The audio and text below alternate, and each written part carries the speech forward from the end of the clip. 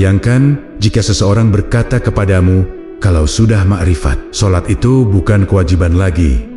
Kalimat itu terdengar meyakinkan bagi sebagian orang, namun justru memicu kegelisahan bagi banyak pencari kebenaran. Di tengah kebingungan itu, muncul satu nama besar dalam tradisi Jawa yang konon pernah memberikan jawaban paling tajam tentang hubungan antara makrifat dan syariat Sunan Bonang. Benarkah orang yang mencapai makrifat tidak lagi perlu sholat? Ataukah justru anggapan itu adalah jebakan yang sejak dulu diperingatkan para wali? Mari kita ungkap jawabannya, langkah demi langkah, dalam perjalanan yang membawa kita pada inti makna terdalam ajaran spiritual Nusantara. Sebelumnya, bantu subscribe, like, dan tulis amin di kolom komentar. Semoga rezekinya lancar.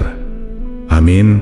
Malam itu, di sebuah rumah kecil di tepi desa, seorang pemuda bernama Raden Jatmiko duduk termenung sambil memandangi lampu minyak yang mulai redup. Sejak beberapa hari terakhir, pikirannya tidak tenang. Ia mendengar desas-desis dari para pelancong yang singgah di pasar, bahwa orang yang sudah mencapai ilmu makrifat tidak lagi perlu menjalankan sholat. Kalimat itu terus terngiang di kepalanya, menimbulkan rasa bingung bercampur takut. Raden Jatmiko tumbuh dalam keluarga yang menjaga sholat dengan penuh disiplin, sehingga kabar itu terasa seperti angin aneh yang mengguncang keyakinannya. Ia mencoba mengabaikannya, tetapi rumor itu justru semakin sering muncul dari mulut orang berbeda. Ada yang mengatakan bahwa makrifat adalah puncak spiritual, dan jika seseorang sudah menyatu dalam kesadaran ilahi, ia tidak lagi membutuhkan ibadah lahiriah. Ada pula yang mengatakan bahwa para wali, khususnya ajaran Jawa kuno, memiliki penjelasan berbeda tentang hubungan antara syariat dan makrifat.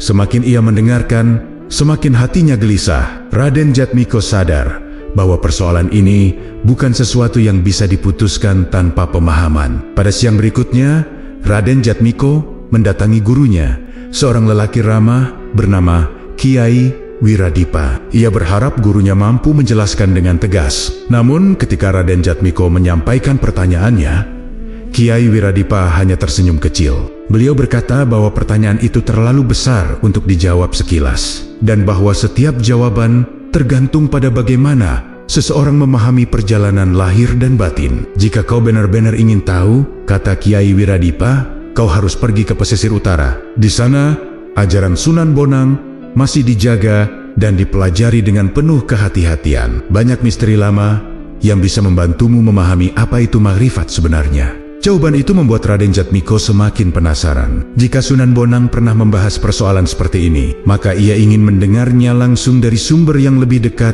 kepada ajaran para wali. Kiai Wiradipa memberikan beberapa petunjuk arah, namun beliau juga memperingatkan bahwa pencarian makna tidak pernah sederhana. Ada orang yang tersesat karena ilmunya tidak utuh. Ada pula yang merasa tinggi, padahal ia baru mengerti permukaan. Malam itu, setelah memupuk tekad, Raden Jatmiko menyiapkan perbekalannya.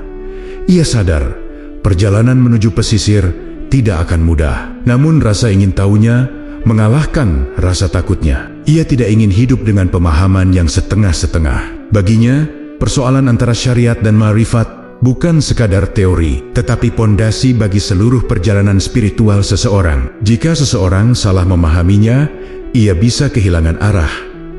Sebelum berangkat, Raden Jatmiko menatap langit malam yang cerah. Ia berdoa singkat, memohon agar langkahnya diberi petunjuk. Dalam hatinya, ia berkata bahwa apapun jawaban yang akan ia temukan nanti, ia ingin itu benar, bukan sekadar kabar angin. Ia ingin memastikan apakah benar makrifat membuat seseorang tidak lagi perlu sholat, atau justru sebaliknya. Dengan hati yang mantap, Raden Jatmiko melangkah menuju perjalanan panjang yang akan mengubah pemahamannya selamanya. Setelah matahari terbit, Raden Jatmiko mulai melangkah meninggalkan desanya dengan membawa satu tas kain, sedikit bekal, dan tekad yang dipatri dalam dadanya. Jalanan tanah yang biasa tampak sederhana, kini terasa seperti pintu menuju dunia baru. Setiap langkah membuatnya memikirkan kembali rumor tentang ilmu makrifat yang begitu membingungkan. Apakah benar orang yang mencapai makrifat tidak lagi terikat sholat? Pertanyaan itu memantul-mantul di dalam kepalanya, seolah memaksa dirinya untuk terus berjalan. Saat melewati pasar desa yang mulai ramai, ia mendengar orang-orang membicarakan hal serupa. Seorang pedagang tua berkata bahwa ia pernah bertemu orang yang mengaku sudah mencapai makrifat sehingga meninggalkan ibadah lahiriah. di sisi lain seorang pemuda menyangkal keras, mengatakan bahwa ajaran para wali tidak pernah memutuskan hubungan antara makrifat dan syariat. Mendengar itu, hati Raden Jatmiko semakin terombang-ambing. Baginya, semakin banyak pendapat yang muncul, semakin terasa besar tanggung jawab untuk mencari jawaban yang benar. Menjelang siang, ia berhenti di tepi sungai untuk beristirahat. Di sana, ia bertemu seorang pengembara bernama Paman Kertawana, seorang pria separuh baya yang biasa bepergian dari desa ke desa. Setelah saling menyapa, Raden Jatmiko bertanya, apakah Paman Kertawana tahu tentang ajaran makrifat dan sholat? Paman Kertawana menghela napas panjang sebelum menjawab. Ia berkata bahwa persoalan itu sudah lama menjadi bahan perdebatan, bahkan sejak masa para wali. Orang yang baru mendengar satu potongan ilmu sering merasa sudah paham semuanya, katanya. Padahal makrifat itu dalam dan syariat itu kuat. Tanpa keseimbangan, seseorang akan mudah terseret oleh pemahamannya sendiri. Perkataan itu membuat Raden Jatmiko merenung lebih dalam. Ia mulai memahami bahwa masalah ini bukan sekadar isu biasa. Ini menyangkut seluruh fondasi perjalanan spiritual seseorang. Ia berterima kasih kepada Paman Kertawana dan melanjutkan perjalanannya menuju wilayah pesisir. Tempat ajaran Sunan Bonang masih dipelajari dan dihormati. Menjelang sore, Raden Jatmiko melewati hutan kecil yang tenang. Suara burung dan angin membuat perjalanan terasa lebih ringan. Namun di dalam hatinya, ia tetap merasakan beang-beang keraguan. Ia bertanya-tanya, jika benar makrifat adalah kesadaran tertinggi, mengapa justru banyak orang yang kebingungan dalam memahaminya? Sambil berjalan, ia mencoba mengingat nasihat Kiai Wiradipa bahwa perjalanan mencari kebenaran membutuhkan kesabaran dan hati yang jernih. Saat matahari mulai turun, ia tiba di sebuah persimpangan yang menandai awal dari daerah pesisir. Udara terasa lebih lembab dan suara ombak samar-samar terdengar dari kejauhan. Di titik itu, Raden Jatmiko berhenti sejenak. Ia merasakan bahwa perjalanan batin ini baru saja dimulai. Ajaran Sunan Bonang mungkin akan membuka tabir besar yang selama ini membingungkannya. Namun ia juga sadar bahwa pemahaman itu tidak datang hanya dengan mendengar, tetapi melalui penyelaman hati yang mendalam. Dengan langkah yang lebih mantap, Raden Jatmiko melanjutkan perjalanannya menuju tempat yang akan membawa jawaban. Ia belum tahu apa yang akan ia temukan, tetapi satu hal pasti, ia tidak akan kembali sebelum menemukan kebenaran yang selama ini ia cari. Setibanya di daerah pesisir, Raden Jatmiko mendapati suasana yang berbeda dari desanya. Angin laut membawa aroma asin bercampur suara ombak yang menghantam karang, menciptakan ketenangan, namun sekaligus mengingatkan bahwa ia sudah jauh dari rumah. Ia berjalan menyusuri jalanan kecil menuju sebuah surau tua yang disebut oleh beberapa orang sebagai tempat berkumpulnya para penuntut ilmu peninggalan Sunan Bonang. Surau itu tampak sederhana, berdiri di antara pepohonan kelapa, seolah menyimpan kisah panjang yang tak pernah sepenuhnya terungkap. Saat mendekat, Raden Jatmiko melihat seorang lelaki berusia lanjut sedang membersihkan halaman. Rambutnya memutih, namun gerakannya mantap. Wajahnya teduh, memperlihatkan ketenangan yang lahir dari perjalanan panjang. Raden Jatmiko pun menyapanya dengan hormat. Lelaki itu memperkenalkan dirinya sebagai Mbah Wangsadra, seorang penjaga surau yang telah hidup di sana selama puluhan tahun. Tatkala Raden Jatmiko menyampaikan maksud kedatangannya, Mbah Wangsadra terdiam sejenak, lalu mengajak pemuda itu masuk ke dalam surau. Di dalam surau, suasananya hening dan penuh wibawa. Cahaya matahari sore masuk melalui jendela kecil, memantul pada debu tipis yang berputar pelan. Mbah Wangsadra mempersilakan Raden Jatmiko duduk, lalu menatapnya dengan penuh perhatian. Kau mencari kebenaran tentang hubungan antara makrifat dan sholat, bukan begitu? Tanya Mbah Wangsadra dengan suara lembut. Raden Jatmiko mengangguk perlahan, merasa pertanyaannya telah dipahami. Bahkan sebelum ia menjelaskannya, Mbah Wangsadra menarik napas panjang sebelum bicara. Ia mengatakan bahwa persoalan yang ditanyakan Raden Jatmiko bukan hal baru. Bahkan sejak masa Sunan Bonang, banyak murid yang salah memahami makrifat hingga tersesat. Makrifat itu tinggi, katanya, tapi justru karena tingginya, banyak orang merasa telah sampai padahal baru menyentuh dinding luarnya. Perkataan itu membuat Raden Jatmiko merenung. Ia mulai memahami bahwa pencarian ini bukan sekadar mencari jawaban, tetapi memahami akar dari sebuah ilmu. Setelah berbincang sebentar, Bawang Sadra bangkit dan mengambil sebuah kotak kayu kecil. Di dalamnya terdapat naskah tua yang tampak rapuh. Ia menjelaskan bahwa naskah itu berisi petikan ajaran yang pernah dinisbahkan kepada Sunan Bonang, khususnya terkait keseimbangan antara lahir dan batin. Namun sebelum membuka naskah itu, Bawang Sadra memberikan peringatan, jangan pernah menganggap bahwa ilmu batin dapat berdiri tanpa fondasi lahir. Banyak yang merasa tinggi, padahal terperosok. Raden Jatmiko memperhatikan setiap kata dengan sungguh-sungguh. Ia merasakan bahwa lelaki tua ini bukan sekadar penjaga surau. Ia adalah penuntun yang memahami betapa rumitnya hubungan antara syariat, tarekat, dan makrifat. Bawang Sadra kemudian berkata bahwa sebelum memahami isi naskah, seseorang harus mempersiapkan hati dan membuang prasangka. Sebab ajaran para wali sering disalahartikan oleh mereka yang hanya melihat melalui logika tanpa menyertakan kerendahan hati. Sore itu berubah menjadi senja, dan cahaya jingga menyelimuti surau. Bawang Sadra menutup pembicaraan dengan mengatakan bahwa perjalanan Raden Jatmiko baru saja dimulai. Jika kau siap, katanya, besok kita mulai membuka ajaran-ajaran itu secara perlahan. Raden Jatmiko keluar dari surau dengan hati yang lebih tenang. Ia merasa telah menemukan arah. Meski belum mendapatkan jawaban, yang ia tahu, kehadiran Bawang Sadra adalah tanda bahwa langkahnya benar, dan esok hari mungkin akan membuka babak baru dalam pencariannya. Keesokan paginya, Raden Jatmiko kembali ke surau lebih awal dari waktu yang dijanjikan. Udara pesisir masih dingin, dan embun menempel di daun kelapa, membuat suasana terasa sunyi sekaligus menenangkan. Di dalam surau, Bawang Sadra sudah duduk bersila, seolah menunggu sejak lama. Wajahnya tenang, namun tatapannya menyiratkan keseriusan tentang hal yang akan dibicarakan hari itu. Raden Jatmiko duduk di hadapannya dengan penuh hormat, perasaannya campuran antara siap dan cemas. Bawang Sadra membuka percakapan dengan pelan. Sebelum memahami makrifat, kau harus tahu bahwa perjalanan ini selalu berjalan di dua jalur, lahir dan batin.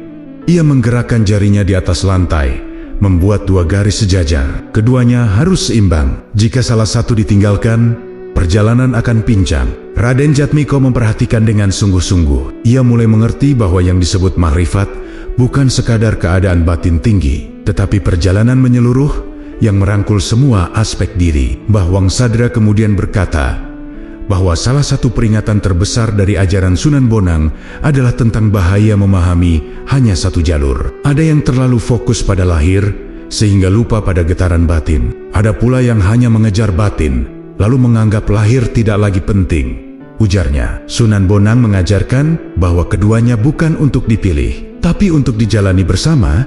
Raden Jatmiko merasakan bahwa penjelasan ini memberi arah baru dalam pikirannya. Ia mulai menyadari mengapa isu makrifat sering salah dipahami. Untuk memperjelas, Bawang Sadra memberikan perumpamaan sederhana. Ia menunjuk pada lampu minyak tua di sudut ruangan. Cahaya lampu itu berasal dari dua hal, sumbu dan minyak.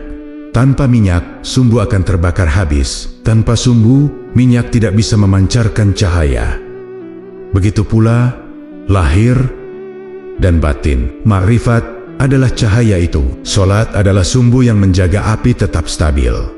Perumpamaan itu membuat Raden Jatmiko tersentuh. Ia mulai melihat hubungan antara ibadah lahir dan makna batin dalam sudut pandang yang lebih jernih. Namun, Bawang Sadra belum selesai. Ia menambahkan bahwa sebelum membuka naskah ajaran Sunan Bonang, ia ingin memberi isyarat tentang satu hal penting, bahwa perjalanan makrifat selalu menguji kerendahan hati seseorang. Banyak yang merasa tinggi hanya karena mengalami sedikit kepekaan batin. Namun justru itu tanda bahwa ia belum benar-benar memahami apapun. Makrifat bukan pintu untuk meninggalkan syariat, kata Bawang Sadra tegas. Ia adalah jalan untuk menyempurnakan pemahaman tentang syariat. Raden Jatmiko menunduk, meresapi setiap kata. Baginya, penjelasan itu seperti membuka tabir pertama dari perjalanan panjang yang masih misterius. Ia akhirnya memahami bahwa masalah ini jauh lebih dalam daripada sekadar boleh atau tidaknya solat bagi seseorang yang mencapai makrifat. Ini tentang bagaimana manusia memandang dirinya dalam hubungan dengan Tuhan melalui raga sekaligus jiwa. Setelah memberikan penjelasan itu, Mbah Wangsadra menutup pelajaran hari itu dengan satu kalimat yang membekas dalam-dalam. Jika kau ingin memahami makrifat, jangan hanya membuka mata batinmu, bukalah juga kerendahan hatimu. Kalimat itu membuat Raden Jatmiko terdiam lama. Ia merasa Mbah Wangsadra tidak hanya berbicara tentang ilmu, tetapi tentang kesiapan diri untuk menerima kebenaran apapun bentuknya. Sore hari, Raden Jatmiko keluar dari surau dengan langkah pelan, namun mantap.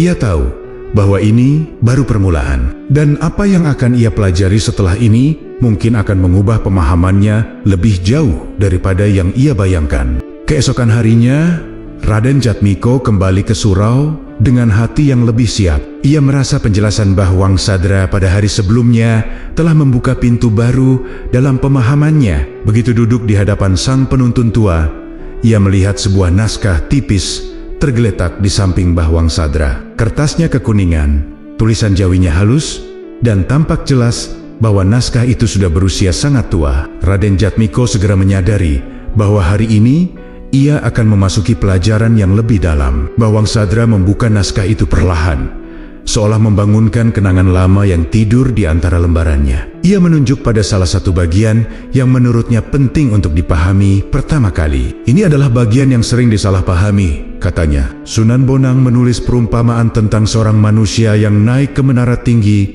untuk melihat keindahan dunia. Tapi ketika ia sampai di puncak, ia lupa bagaimana ia bisa sampai ke sana.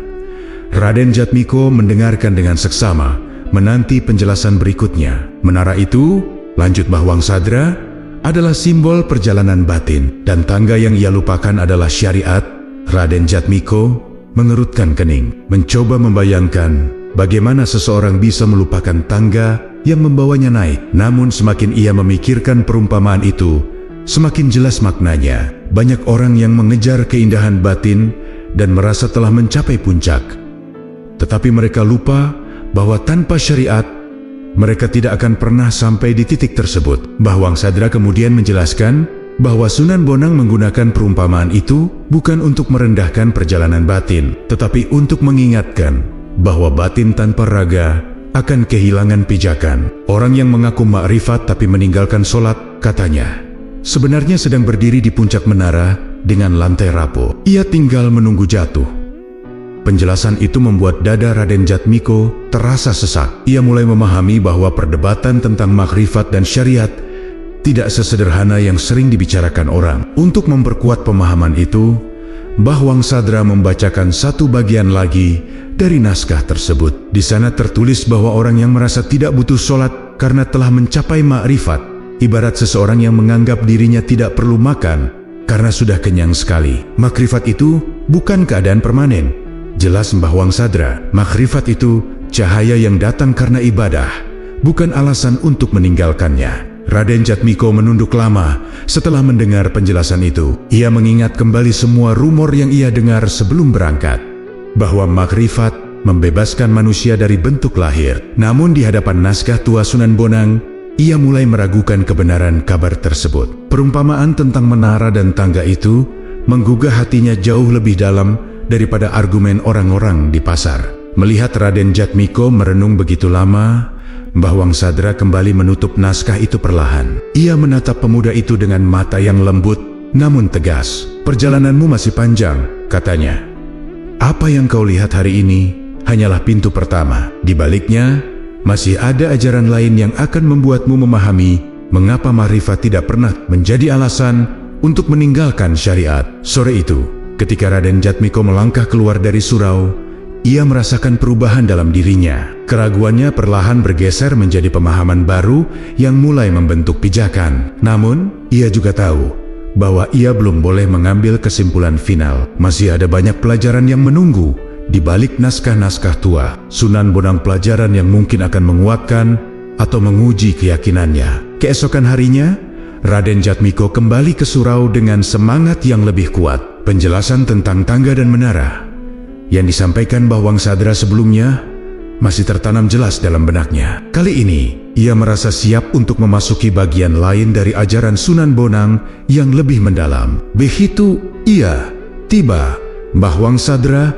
sudah menunggunya dengan naskah yang berbeda lebih tebal, dengan sampul kayu tipis yang mulai rapuh dimakan usia. Saat naskah itu dibuka, aroma khas kertas lama memenuhi ruangan. Mbah Wangsadra menjelaskan bahwa naskah ini berisi kumpulan catatan yang diyakini sebagai rangkaian pelajaran bagi para murid yang mendalami hubungan antara syariat, hakikat, dan makrifat. Ini bukan naskah yang dibaca sekali untuk dipahami, kata Mbah Wangsadra. Ia memerlukan hati yang tenang dan pikiran yang jernih.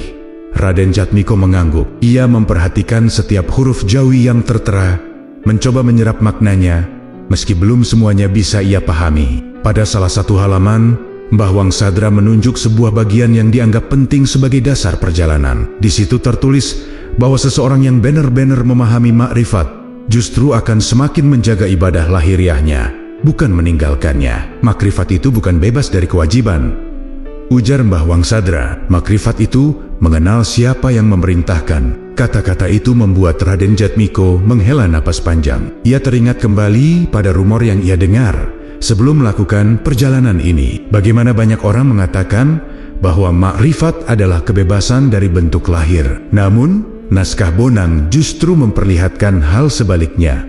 Semakin dalam seseorang mengenal Tuhannya, semakin teguh ia menjalankan perintah yang tampak sederhana namun penuh makna. Untuk memperjelas, Mbah Wangsadra membacakan salah satu baris lain dari naskah itu. Isinya menggambarkan bahwa ibadah lahir adalah kendaraan bagi hati menuju cahaya. Tanpa kendaraan itu, hati tidak memiliki arah. Sunan Bonang mengibaratkan sholat seperti nafas bagi batin. Jelasnya, tidak ada ma'rifat tanpa nafas itu.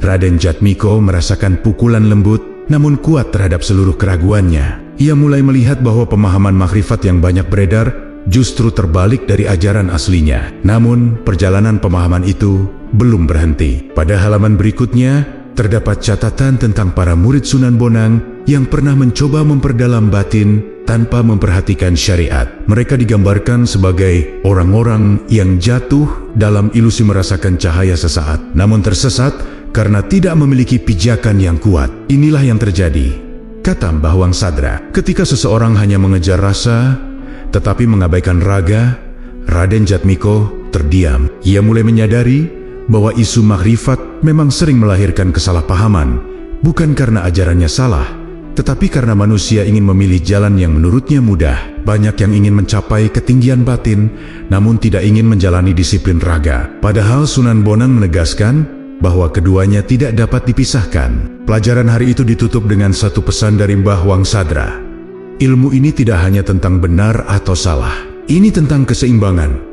Raden Jatmiko merasakan bahwa pesan itu lebih dari sekadar nasihat. Itu adalah fondasi yang akan ia butuhkan untuk memahami ajaran selanjutnya. Ketika ia keluar dari surau sore itu, hati Raden Jatmiko terasa lebih ringan. Namun ia juga tahu bahwa perjalanan memahami makrifat masih panjang. Naskah yang baru ia lihat hanyalah bagian awal dari ajaran-ajaran Sunan Bonang yang menanti untuk dibuka. Hari berikutnya, Raden Jatmiko tiba lebih awal di surau, membawa rasa penasaran yang semakin kuat tentang bagian ajaran Sunan Bonang yang masih belum ia pahami. Mbah Wangsadra sudah menunggu dengan naskah lain yang tampak lebih tipis namun penuh tulisan padat. Ketika Raden Jatmiko duduk, lelaki tua itu membuka halaman tengah naskah, memperlihatkan bagian yang menurutnya sangat penting untuk memahami salah satu kesalahpahaman terbesar dalam perjalanan marifat. Mbah Wangsadra memulai dengan suara pelan namun tegas. Dulu,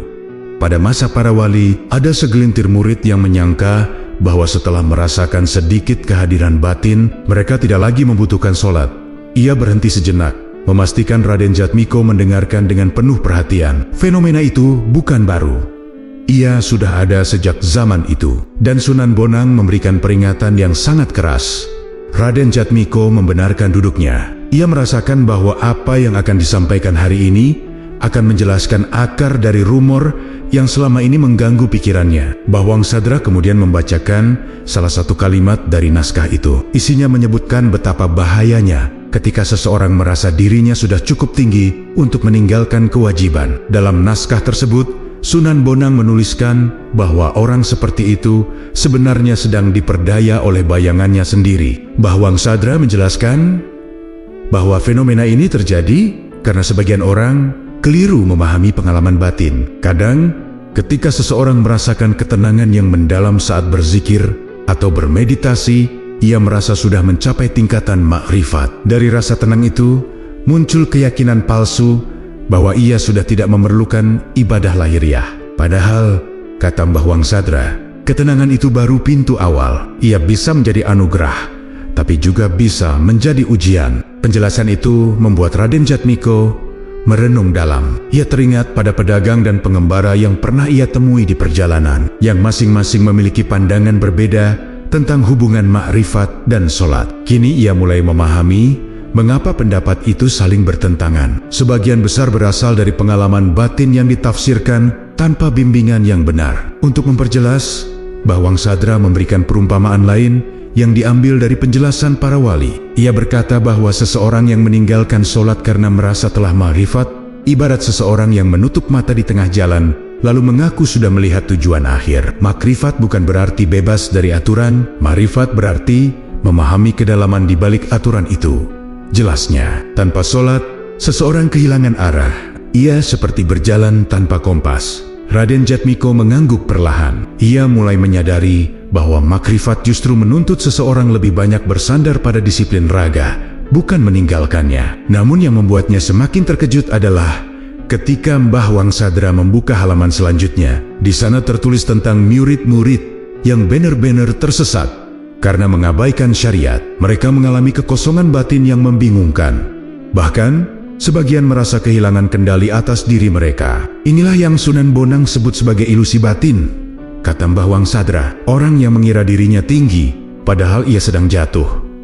Kata-kata itu menusuk dalam dada Raden Jatmiko. Ia merasa seperti menemukan potongan terakhir dari teka-teki yang selama ini mengusiknya. Menjelang akhir pelajaran, Mbah Wangsadra menutup naskah dan berkata, "Ingat, Jatmiko, makrifat tidak pernah menghapus kewajiban. Ia menerangi kewajiban itu." Raden Jatmiko merasakan pemahaman baru tumbuh dalam hatinya. Ia mulai melihat bahwa hubungan antara makrifat dan sholat bukanlah pilihan, melainkan kesatuan. Sore itu, ketika ia berjalan pulang ke pondok kecil tempat ia menginap, langkahnya terasa lebih mantap. Ia tahu bahwa apa yang ia pelajari hari ini akan mengantarnya lebih dalam pada ajaran Sunan Bonang yang sebenarnya. Keesokan paginya, Raden Jatmiko kembali menuju surau dengan pikiran yang masih penuh dengan pelajaran tentang ilusi batin yang disampaikan hari sebelumnya. Ia merasa apa yang ia pelajari selama ini baru permukaan. Untuk pertama kalinya, ia benar-benar merasakan bahwa makrifat bukan sekadar ilmu, tetapi perjalanan yang membutuhkan ketegasan hati. Ketika ia memasuki surau, Mbah Wangsadra sudah menyiapkan naskah lain yang tampak lebih rapi dan penuh struktur. Naskah ini sepertinya bukan catatan sejarah, melainkan petunjuk pelajaran yang lebih sistematis. Setelah mereka duduk berhadapan, Mbah Wangsadra membuka halaman pertama naskah itu. "Hari ini," katanya, "kau akan memahami mengapa ajaran para wali menggabungkan lahir dan batin, bukan memisahkannya. Banyak orang ingin hidup hanya dengan rasa batin, tetapi lupa bahwa raga memiliki perannya sendiri." Raden Jatmiko mendengarkan dengan penuh perhatian. Ia merasa bahwa bagian pelajaran ini akan menjadi kunci untuk menyatukan semua yang ia pahami sejauh ini. Pada salah satu halaman, terdapat tulisan yang menjelaskan konsep dua kekuatan besar yang selalu berjalan bersamaan: rasa dan raga. Rasa menggambarkan kepekaan batin, kehadiran hati, dan kedekatan spiritual. Raga adalah tindakan nyata, disiplin syariat, dan kebiasaan ibadah yang menjaga kestabilan manusia. Dalam ajaran Sunan Bonang, jelas Mbah Wangsadra, keduanya tidak bisa dipisahkan. Tanpa rasa, ibadah menjadi kosong. Tanpa raga, batin tidak punya arah.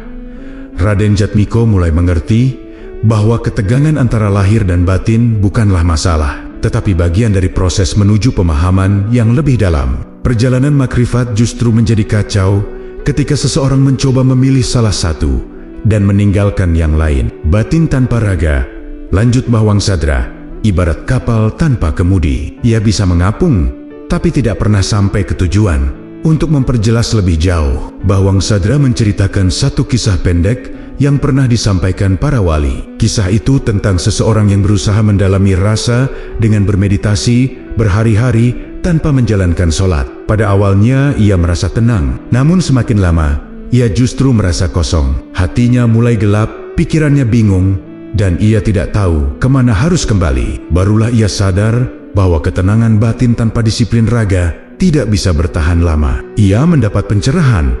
Kata Mbah Wangsadra bahwa sholat bukanlah beban, tetapi pegangan. Cerita itu membuat Raden Jatmiko merasa seolah melihat bayangan dari banyak orang yang salah memahami makrifat.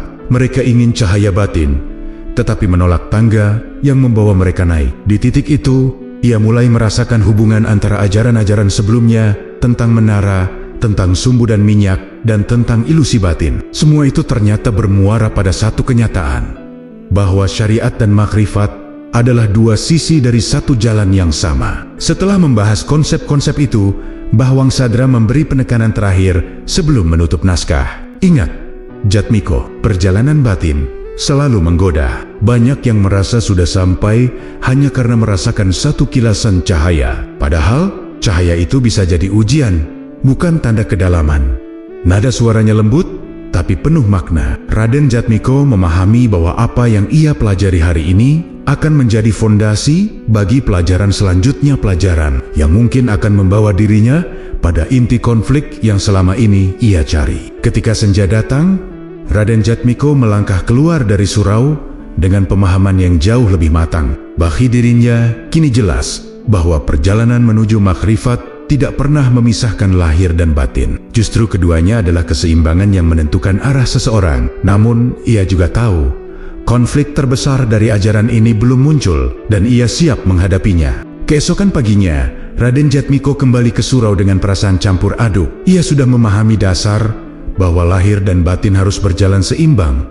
Namun ia juga sadar bahwa perjalanan menuju makrifat tidak berhenti pada konsep saja. Ada konflik besar dalam sejarah yang perlu ia ketahui, konflik yang membuat ajaran makrifat sering disalahpahami. Ketika ia tiba, Mbah Wangsadra berdiri di depan rak kecil berisi naskah-naskah tua. Wajahnya tampak lebih serius dari biasanya. Setelah mereka duduk, Mbah Wangsadra membuka sebuah naskah yang berbeda dari sebelumnya. Naskah ini lebih berupa catatan sejarah, menggambarkan berbagai peristiwa yang terjadi pada masa para murid Sunan Bonang. Ia berkata dengan nada berat, "Jatmiko, memahami ajaran itu tidak cukup hanya dengan membaca maknanya. Kau harus tahu bagaimana ia pernah diselewengkan."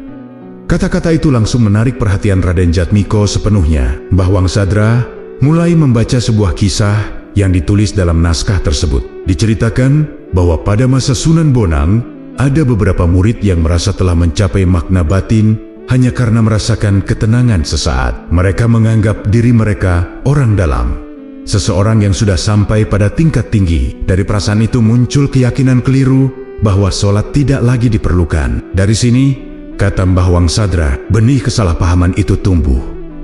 Raden Jatmiko mulai melihat gambaran yang lebih luas. Ia mengerti bahwa rumor yang beredar di zaman sekarang mungkin merupakan sisa dari kesalahpahaman yang sama. Mbah Wangsadra melanjutkan ceritanya bahwa beberapa murid yang salah memahami makrifat itu kemudian menyebarkan pandangan mereka kepada orang-orang lain. Karena mereka berbicara tentang batin, banyak yang tertarik dan mudah percaya. Tak lama kemudian, terjadilah perpecahan kecil di kalangan para penuntut ilmu. Untuk memperjelas, Mbah Wangsadra membacakan bagian yang paling penting dalam naskah itu. Di sana tertulis bahwa Sunan Bonang merasa perlu menegur keras mereka yang meninggalkan syariat dengan alasan makrifat. Beliau menulis bahwa siapapun yang mengaku mengenal Tuhan tetapi meninggalkan perintahnya telah tertipu oleh dirinya sendiri. Teguran itu sangat tegas, sehingga sebagian murid yang tersesat akhirnya kembali. Sementara sebagian lain tetap terperangkap dalam keyakinan salah. Raden Jatmiko merasakan konflik tersebut sangat dekat dengan kondisi yang ia lihat sebelum datang ke pesisir. Banyak orang yang berbicara tentang kebebasan batin, namun mengabaikan tanggung jawab lahir. Ia mulai memahami bahwa kesalahan itu bukan karena ajaran Sunan Bonang, tetapi karena manusia sering ingin mengambil jalan pintas menuju kedalaman spiritual.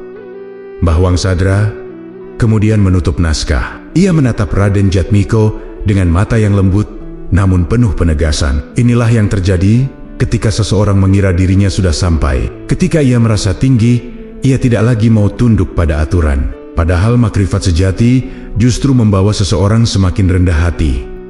Raden Jatmiko meresapi kata-kata itu dalam-dalam. Ia mulai menyadari bahwa inti dari konflik ini terletak pada ego manusia, ego yang menyamar sebagai cahaya batin. Untuk mengakhiri pelajaran hari itu, Bawang Sadra mengatakan satu hal penting. Jatmiko, jangan pernah menyangka bahwa perjalanan batin itu bebas dari bahaya. Bahayanya bukan gelap dari luar, tetapi terang palsu dari dalam. Kalimat itu membuat Raden Jatmiko terdiam lama. Ia merasa bahwa pelajaran hari ini membuka tabir yang selama ini menutupi kebenaran. Saat senja turun, ia berjalan keluar dari surau dengan hati yang terasa lebih tajam dan lebih hati-hati. Kini ia tahu bahwa konflik tentang makrifat bukan sekadar perbedaan pemahaman, tetapi benturan antara cahaya sejati dan cahaya palsu. Dan perjalanan dirinya masih jauh dari selesai. Keesokan paginya, Raden Jatmiko datang ke surau dengan rasa ingin tahu yang lebih kuat dari sebelumnya. Konflik besar yang diceritakan Bawang Sadra kemarin membuat dirinya sadar bahwa pemahaman tentang makrifat tidak boleh berdasarkan potenggen-potenggen cerita. Ia harus mengetahui makna sebenarnya dari ajaran Sunan Bonang, bukan dari rumor atau tafsir setengah. Ketika ia memasuki surau, Bawang Sadra sudah duduk dengan naskah yang berbeda lebih rapi, dengan struktur yang menunjukkan penjelasan mendalam. Setelah Raden Jatmiko duduk, Bawang Sadra membuka naskah itu pada satu bagian penting. Di sini, katanya sambil menunjuk sebuah paragraf panjang, Sunan Bonang menjelaskan apa yang disebut makrifat. Bukan menurut orang-orang, tetapi menurut ajaran itu sendiri. Raden Jatmiko mencondongkan tubuhnya, siap mendengarkan setiap kata dengan penuh keseriusan. Bawang Sadra mulai membacakan isi naskah tersebut. Kalimat pertama langsung menggugah. Makrifat adalah kesadaran tentang siapa yang memerintah, bukan izin untuk meninggalkan perintah. Raden Jatmiko merasakan getaran pada kalimat itu. Ia belum pernah mendengar penjelasan yang sejelas ini sebelumnya. Makrifat bukan tentang kebebasan dari bentuk. Makrifat adalah pengenalan terhadap sumber segala bentuk. Selanjutnya, dalam naskah itu tertulis bahwa seseorang yang mencapai makrifat akan melihat setiap ibadah, termasuk sholat, bukan sebagai kewajiban yang memberatkan, tetapi sebagai jalan untuk mendekat lebih dalam kepada Tuhan.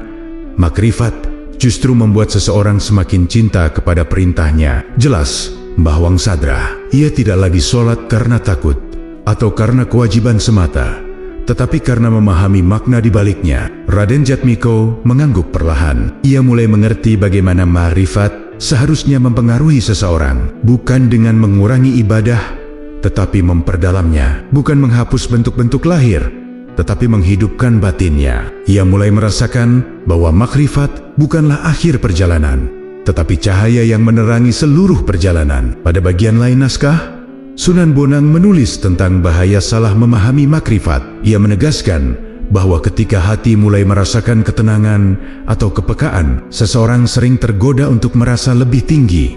Dari sinilah muncul keyakinan keliru bahwa ia sudah tidak memerlukan sholat. Sunan Bonang memperingatkan, siapa yang meninggalkan perintah karena merasa sudah mengenal Tuhan, sesungguhnya telah menjauh darinya.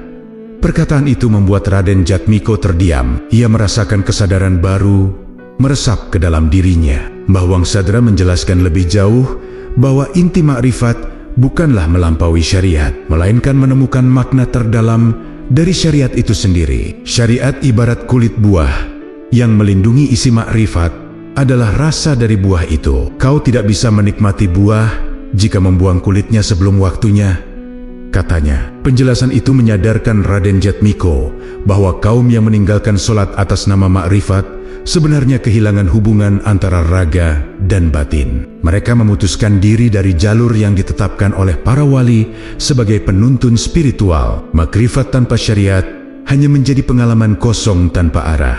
Di penghujung pelajaran, Bawang Sadra menutup naskah itu dan menatap Raden Jatmiko dengan penuh makna. Ingat, Jatmiko, semakin seseorang mengenal Tuhannya, semakin ia menjaga apa yang diperintahkan. Makrifat bukan kebebasan dari perintah, tetapi ketaatan yang lahir dari cinta. Kata-kata itu menggugah kedalaman hati Raden Jatmiko. Untuk pertama kalinya sejak perjalanan ini dimulai, ia merasa memahami esensi ajaran Sunan Bonang dengan lebih jernih. Namun ia juga sadar bahwa perjalanan ini belum berakhir. Masih ada pelajaran lain yang akan membuka tabir berikutnya tentang hubungan antara manusia dan Tuhannya. Sore itu, ia melangkah keluar dari surau dengan hati yang lebih teguh. Ia tahu bahwa pelajaran berikutnya akan membawa dirinya semakin dekat pada inti persoalan yang selama ini mengusik pikirannya. Keesokan paginya, Raden Jatmiko tiba di surau dengan hati yang penuh pemahaman baru. Penjelasan tentang makrifat sebagai kesadaran yang memperdalam ketaatan membuatnya merasa lebih terang. Namun ia juga sadar bahwa pelajaran itu baru menyentuh permukaan dari persoalan yang jauh lebih rumit. Ketika ia masuk, Mbah Wangsadra sudah duduk bersila dengan naskah yang berbeda lebih usang. Seolah menyimpan kisah yang lebih kelam, Mbah Wangsadra membuka percakapan dengan suara rendah namun syarat pesan. Jatmiko, tidak semua perjalanan menuju makrifat berakhir indah. Ada ujian yang selalu menanti, dan banyak yang tidak mampu melewatinya dengan selamat. Raden Jatmiko mengangguk perlahan. Ia merasakan bahwa pelajaran hari ini akan membawa dirinya pada sisi lain dari pencarian batin sisi yang sering tidak dibicarakan. Lalu Mbah Wangsadra membuka naskah itu, memperlihatkan kisah seorang murid pada masa Sunan Bonang yang bernama Raden Wilutama. Ia adalah seseorang yang sangat tekun mencari ilmu batin. Hari-harinya dihabiskan dengan zikir, tirakat, dan penyelaman hati. Namun ketika ia merasakan ketenangan yang mendalam untuk pertama kalinya, ia mulai percaya bahwa dirinya telah berada di puncak spiritual. Dari sana muncul bisikan halus dalam dirinya bahwa sholat adalah bentuk yang tidak lagi ia perlukan. Mbah Wangsadra membaca bagian naskah itu dengan perlahan, seolah ingin memastikan setiap kata meresap kuat ke dalam hati Raden Jatmiko. Tertulis bahwa Raden Wilutama mulai mengurangi ibadah lahiriahnya. Pada awalnya hanya satu waktu sholat yang ia tinggalkan, lalu menjadi dua, hingga akhirnya ia berhenti sama sekali. Ia mengatakan pada orang-orang bahwa dirinya telah mencapai makrifat sejati, sehingga yang ia perlukan hanyalah kebersatuan batin. Namun semakin lama ia meninggalkan syariat, semakin hampa batinnya terasa. Kedamaian yang dulu ia rasakan perlahan memudar. Hatinya dipenuhi kegelisahan yang ia tidak mengerti. Ia mulai sulit membedakan antara ilham dan bisikan ego. Ia mendengar suara hatinya semakin kacau, tetapi ia tetap bersikukuh bahwa dirinya telah mencapai makrifat. Inilah ujian terbesar pencari ilmu, jelas Mbah Wangsadra. Ketika cahaya datang, seseorang bisa merasa terlalu tinggi hingga kehilangan pijakan. Raden Jatmiko mendengarkan dengan mata yang membesar. Ia bisa membayangkan betapa mudahnya seseorang tersesat jika hanya mengandalkan rasa batin tanpa bimbingan syariat. Mbah Wangsadra melanjutkan kisahnya. Suatu malam, Raden Wilutama mengalami kegoncangan batin yang luar biasa. Ia merasa kosong, seolah wajahnya tidak lagi ia kenali. Ia menangis dan mengadu kepada gurunya, berharap diberi jalan keluar. Gurunya berkata, "Engkau tidak sesat karena kurang ilmu batin. Engkau sesat karena meninggalkan perintah yang menjadi pegangan lahirmu." Kalimat itu menancap dalam pada diri Raden Wilutama. Ia menangis sepanjang malam, menyadari bahwa makrifat yang ia kejar bukan membawa kedekatan pada Tuhan, tetapi membawa dirinya menjauh karena kesombongan halus yang ia tidak sadari. Raden Jatmiko menunduk lama setelah mendengar kisah itu. Ia bisa merasakan bagaimana seseorang yang begitu tekun bisa tersesat hanya karena satu langkah keliru.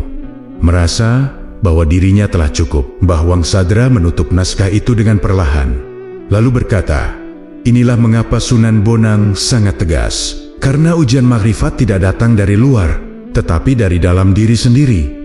Ketika Raden Jatmiko bangkit untuk pulang, ia merasakan beban sekaligus kejelasan baru dalam hatinya. Ia paham bahwa perjalanan batin membutuhkan bimbingan, disiplin, dan kerendahan hati. Ia juga mengerti bahwa makrifat bukanlah cahaya yang datang untuk membebaskan manusia dari syariat, tetapi cahaya yang menjaga langkah manusia agar tidak terjerumus. Sore itu, ia tahu bahwa pelajaran berikutnya akan membawa dirinya pada jawaban yang paling ia tunggu sejak awal perjalanan ini. Keesokan harinya, Raden Jatmiko datang ke surau dengan perasaan tegang sekaligus penuh harapan. Setelah mendengar kisah tentang Raden Wilutama yang tersesat oleh ilusi batin, ia merasa semakin dekat dengan jawaban yang selama ini ia cari. Dalam hatinya, ia tahu bahwa pelajaran hari ini akan menjadi titik penentu. Apakah makrifat memang membebaskan seseorang dari sholat, atau justru memperkuat kewajiban itu? Ketika ia masuk, Mbah Wangsadra sedang duduk dengan naskah paling tebal yang pernah ia lihat, seolah naskah ini menyimpan inti ajaran yang paling penting. Setelah mereka duduk, Mbah Wangsadra membuka halaman tengah naskah tersebut. Halaman itu dipenuhi tulisan Jawi yang tampak lebih rapi dan tegas dari naskah-naskah sebelumnya. Ini, kata Mbah Wangsadra, adalah bagian yang dianggap sebagai penjelasan paling jelas dari Sunan Bonang tentang hubungan antara makrifat dan solat. Raden Jatmiko menahan napas menunggu kata-kata yang akan keluar. Mbah Wangsadra mulai membaca perlahan. Barang siapa mengaku mengenal Tuhannya, namun meninggalkan solat, maka ia telah tertipu oleh dirinya sendiri. Kalimat itu mengguncang hati Raden Jatmiko. Ia merasa seolah seluruh perjalanan panjangnya dirangkum dalam satu baris saja. Tidak ada kerumitan, tidak ada ruang untuk interpretasi yang salah. Sunan Bonang menekankan bahwa makrifat bukan alasan untuk melepaskan syariat, tetapi cara untuk menerangi syariat dengan pemahaman yang lebih dalam. Mbah Wangsadra melanjutkan, makrifat adalah cahaya yang menuntun, solat adalah jalan yang ditempuh. Tiada cahaya tanpa jalan, dan tiada jalan tanpa cahaya.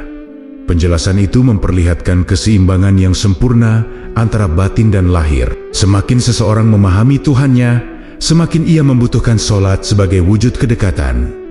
Solat bukan hanya kewajiban, ia adalah bentuk kehadiran, perjumpaan, dan pengakuan. Raden Jatmiko menunduk, meresapi setiap kata. Ia teringat pada semua rumor yang pernah ia dengar, bahwa orang makrifat tidak perlu solat, bahwa ibadah lahir hanyalah untuk orang awam. Namun apa yang ia dengar langsung dari naskah Sunan Bonang justru jauh berbeda. Makrifat bukan kebebasan dari kewajiban. Makrifat adalah kesadaran yang membuat seseorang lebih menghargai setiap kewajiban itu. Mbah Wangsadra kemudian menutup naskah untuk memberikan penjelasan tambahan. Ia berkata bahwa dalam perjalanan spiritual ada dua jenis cahaya, cahaya sejati dan cahaya palsu. Cahaya sejati membawa seseorang semakin taat, semakin rendah hati, dan semakin menjaga ibadahnya. Sementara cahaya palsu membuat seseorang merasa besar, merasa istimewa, dan akhirnya meninggalkan syariat.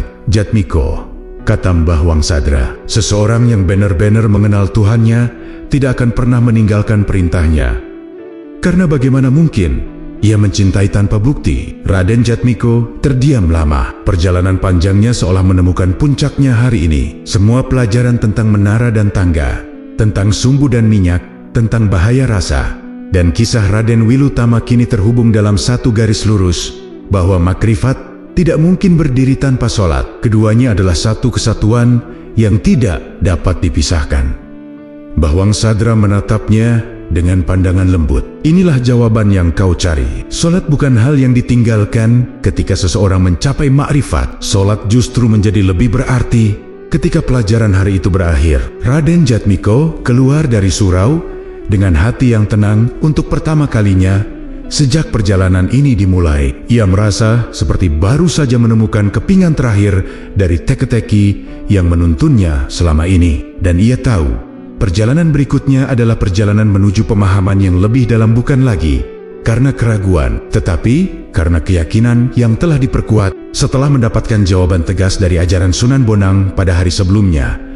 Raden Jatmiko berjalan menuju surau dengan perasaan yang benar-benar berbeda. Jika selama ini langkahnya penuh keraguan dan kebingungan, maka hari itu ia melangkah dengan ketenangan yang sulit ia jelaskan. Seolah beban yang selama ini menekan pikirannya telah terangkat. Ia merasa siap untuk memahami apa arti makrifat dalam kehidupan seseorang yang benar-benar ingin mendekat pada Tuhannya. Saat memasuki surau, Mbah Wangsadra tersenyum kecil, seakan mengetahui apa yang dirasakan pemuda itu. Hari ini kita tidak membuka naskah berat, katanya sambil mempersilakan Raden Jatmiko duduk. Hari ini kita membicarakan apa yang terjadi setelah seseorang memahami makrifat dengan benar. Suasana terasa lebih ringan, namun tetap penuh kehati-hatian. Raden Jatmiko bersiap mendengarkan. Mbah Wangsadra memulai dengan penjelasan sederhana bahwa makrifat bukanlah puncak perjalanan spiritual, melainkan pintu menuju pemahaman yang lebih dalam. Banyak orang mengira makrifat itu akhir, katanya. Padahal makrifat adalah awal seseorang melihat ibadah dengan mata yang berbeda. Ia menjelaskan bahwa ketika seseorang benar-benar mengenal Tuhannya, ibadah bukan lagi rutinitas, melainkan bentuk cinta dan kesadaran. Raden Jatmiko merasakan sesuatu bergetar dalam dirinya. Selama ini, ia menjalankan sholat sebagai kewajiban, sesuatu yang harus ditaati agar tidak dianggap lalai. Namun dari pelajaran ini, ia mulai memahami makna baru.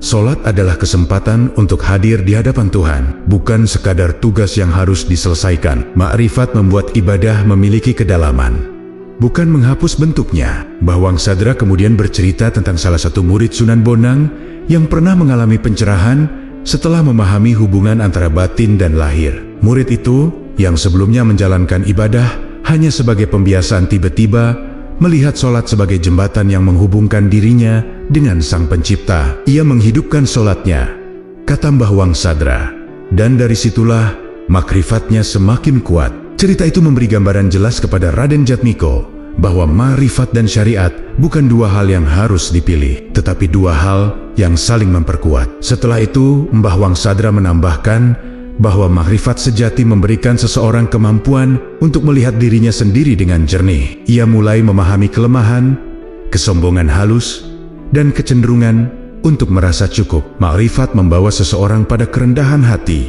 bukan sebaliknya. Semakin dalam makrifat seseorang, kata Mbah Wang Sadra, semakin rendah ia meletakkan kepalanya saat sujud. Kalimat itu membuat Raden Jatmiko menunduk. Merasakan pesan itu masuk ke dalam hatinya. Pelajaran hari itu ditutup dengan nasihat yang lembut namun penuh makna. Mbah Wang Sadra berkata bahwa seseorang yang memahami makrifat tidak akan pernah bertanya apakah ia perlu sholat atau tidak. Ia justru bertanya bagaimana caranya membuat sholatnya lebih bermakna. Ini adalah perubahan besar dalam cara berpikir seseorang, perubahan yang tidak datang dari tekanan, tetapi dari cahaya dalam batin. Raden Jatmiko keluar dari surau dengan langkah perlahan, memikirkan semua yang ia pelajari. Di sepanjang perjalanan pulang, ia merasakan sholat bukan lagi sekadar kewajiban, tetapi kesempatan yang justru membuatnya dekat dengan Tuhannya. Ia mulai memahami mengapa Sunan Bonang begitu menekankan pentingnya syariat. Karena tanpa pegangan itu, batin manusia mudah diseret oleh ilusi yang tampak seperti cahaya. Hari itu, Raden Jatmiko merasa dirinya telah kembali menemukan makna sejati dalam ibadahnya. Makrifat bukan menjauh dari bentuk, tetapi menghidupkan bentuk itu dengan kesadaran yang lebih dalam. Pagi itu, Raden Jatmiko kembali menuju surau dengan perasaan yang lebih ringan. Semakin dalam ia mempelajari ajaran Sunan Bonang, semakin ia merasa bahwa keraguan panjang yang menekan dirinya kini hampir sepenuhnya sirna. Ia tidak lagi dibayangi pertanyaan, apakah makrifat membuat seseorang tidak perlu sholat? Jawabannya sudah jelas. Kini, yang tersisa adalah memahami bagaimana makrifat justru menghidupkan sholat itu sendiri. Saat ia tiba, Mbah Wang Sadra sedang duduk memandangi halaman luar surau yang diterangi cahaya matahari pagi. Ketika Raden Jatmiko menghampiri, lelaki tua itu tersenyum dan menunjuk tempat duduk di sampingnya. Hari ini, kita tidak membaca naskah, katanya. Hari ini kita berbicara tentang perubahan hati.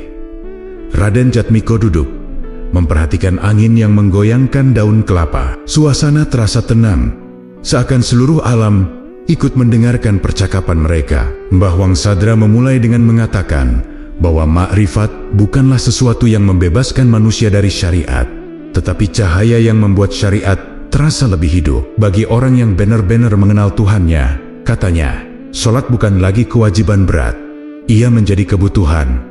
Raden Jatmiko mengangguk. Ia merasakan kebenaran itu dalam dirinya. Setelah memahami ajaran Sunan Bonang, ia justru merasa lebih ingin mendekat kepada Tuhan. Tidak lagi sekadar menjalankan kewajiban. Ada rasa yang tumbuh, seolah setiap gerakan sholat menghubungkannya dengan sesuatu yang lebih luas, lebih damai, dan lebih dalam daripada yang pernah ia rasakan sebelumnya. Mbah Wang Sadra kemudian melanjutkan bahwa salah satu ciri orang makrifat adalah kehadiran hatinya dalam setiap ibadah. Ia tidak hanya sujud dengan dahi, jelasnya, tetapi sujud dengan hati. Ia tidak sekadar berdiri, tetapi hadir sepenuhnya. Disinilah perbedaan mendasar terlihat. Orang yang benar-benar memahami makrifat akan menjaga ibadahnya lebih ketat, bukan meninggalkannya. Karena baginya, sholat adalah momen ketika cahaya batin menemukan jalannya. Untuk memperjelas, Mbah Wang Sadra menceritakan sebuah kisah tentang seorang murid lama Sunan Bonang yang dikenal sangat mendalam makrifatnya. Murid itu memiliki kebiasaan datang paling awal ke masjid dan pulang paling akhir. Ketika ditanya mengapa ia begitu menjaga ibadah lahirnya, ia menjawab, "Semakin aku mengenalnya, semakin aku merasa butuh untuk kembali kepadanya." Cerita itu menggugah Raden Jatmiko. Ia merasakan bahwa makrifat sejati tidak menciptakan jarak dari ibadah, tetapi justru mendekatkannya. Mbah Wang Sadra mengalihkan pandangannya kepada Raden Jatmiko, lalu berkata dengan nada lembut namun penuh penekanan, "Inilah mengapa ajaran Sunan Bonang begitu tegas. Makrifat bukan alasan untuk meninggalkan sholat. Makrifat adalah alasan untuk sholat dengan hati yang penuh." Kalimat itu terasa seperti puncak dari seluruh pemahaman yang ia cari. Sholat bukan lagi dinding, tetapi pintu, dan makrifat adalah cahaya yang menembus pintu itu. Raden Jatmiko merenung lama. Ia teringat pada kisah para murid yang tersesat karena terlalu memuja batin dan melupakan raga. Ia juga teringat pada dirinya sendiri, bagaimana ia sempat bingung, takut salah langkah, dan hampir saja terjebak dalam pemahaman yang tidak lengkap. Namun kini ia melihat jalannya lebih jelas. Makrifat bukan menghapus syariat, tetapi menguatkannya. Saat matahari mulai naik lebih tinggi, pelajaran hari itu berakhir. Raden Jatmiko bangkit dan menyalami Mbah Wang Sadra dengan penuh hormat.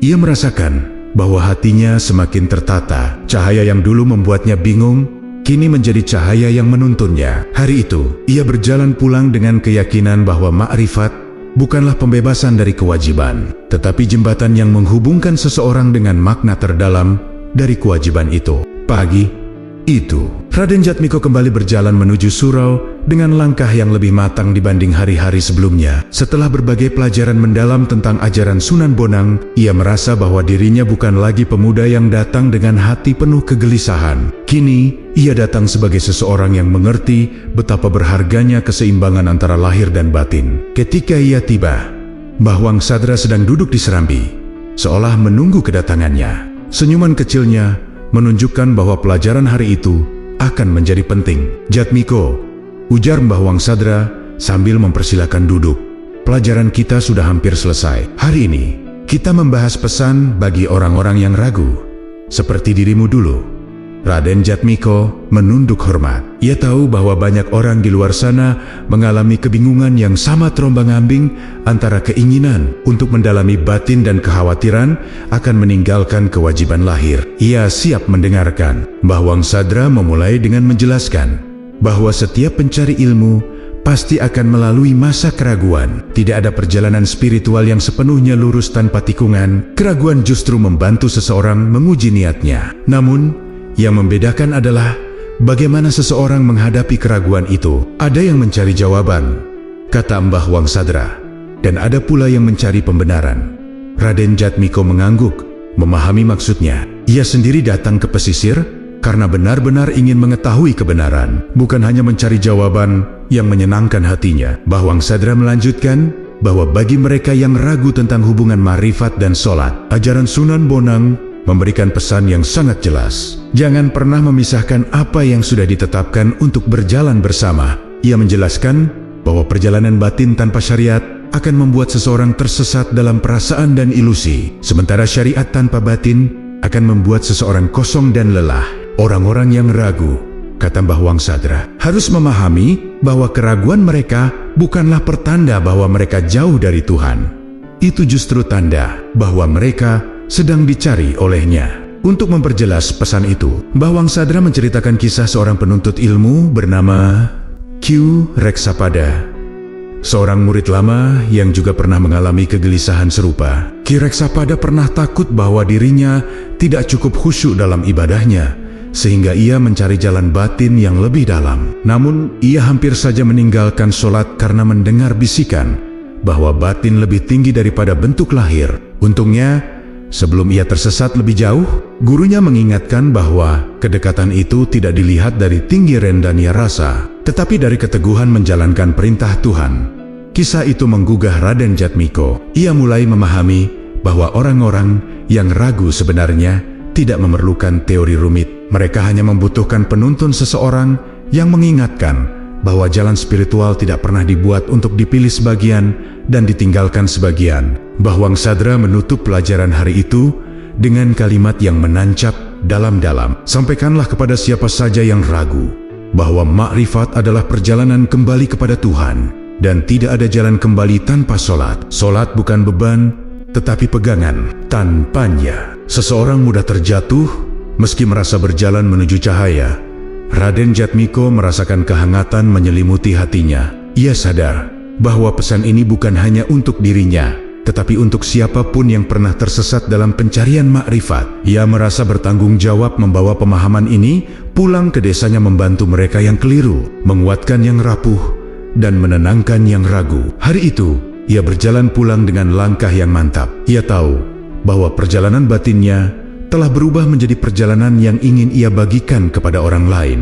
Dan besok, pelajaran terakhir menunggu penutup dari pencarian panjang yang mengubah dirinya selamanya. Pagi terakhir di pesisir itu tiba dengan cahaya lembut yang memantul di permukaan laut. Raden Jatmiko bangun lebih awal dari biasanya.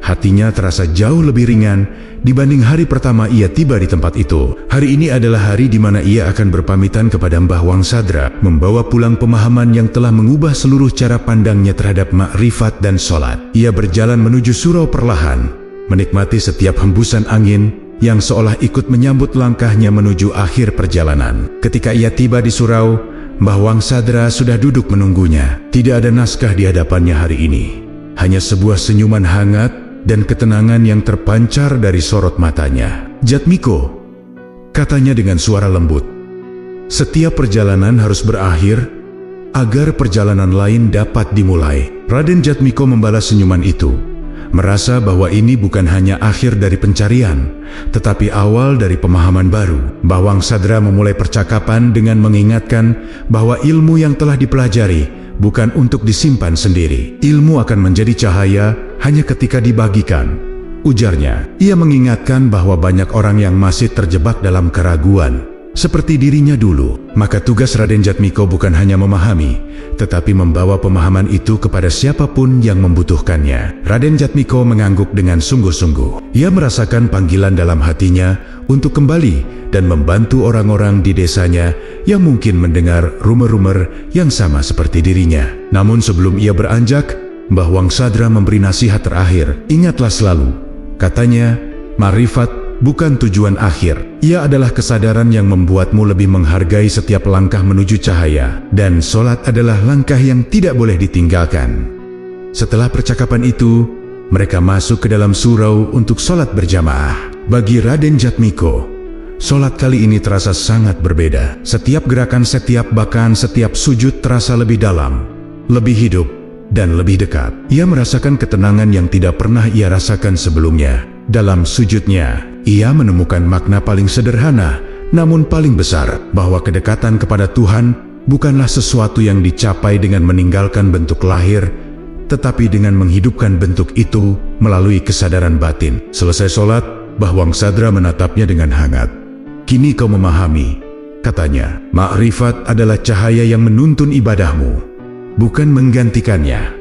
Kata-kata itu menjadi penegasan terakhir, menutup seluruh pelajaran dengan harmonis. Raden Jatmiko merasa bahwa kalimat itu akan tetap menemaninya seumur hidup. Saat hari mulai beranjak siang, Raden Jatmiko berpamitan. Mbah Wangsadra menepuk bahunya dengan lembut, sebuah isyarat bahwa perjalanan batin yang ia tempuh bukanlah akhir, tetapi awal dari kedalaman yang lebih luas. "Pulanglah," ujar lelaki tua itu. "Sampaikan bahwa cahaya sejati tidak pernah meminta seseorang meninggalkan solat." Dengan perasaan penuh syukur dan keyakinan baru, Raden Jatmiko berjalan meninggalkan pesisir. Setiap langkah terasa lebih mantap. Ia membawa pulang jawaban yang selama ini ia cari, bahwa makrifat bukan alasan untuk berhenti beribadah, melainkan alasan untuk menjalankannya dengan hati yang lebih hidup. Di tengah perjalanan, ia berhenti sejenak dan menatap langit biru yang luas. Dalam hatinya, ia berucap pelan, "Ya Tuhan, terima kasih telah menunjukkan jalan." Dan di detik itu, Raden Jatmiko merasakan kedamaian yang sesungguhnya, kedamaian yang lahir dari kesadaran, dari ketaatan, dan dari cahaya makrifat yang kini memenuhi seluruh langkah hidupnya.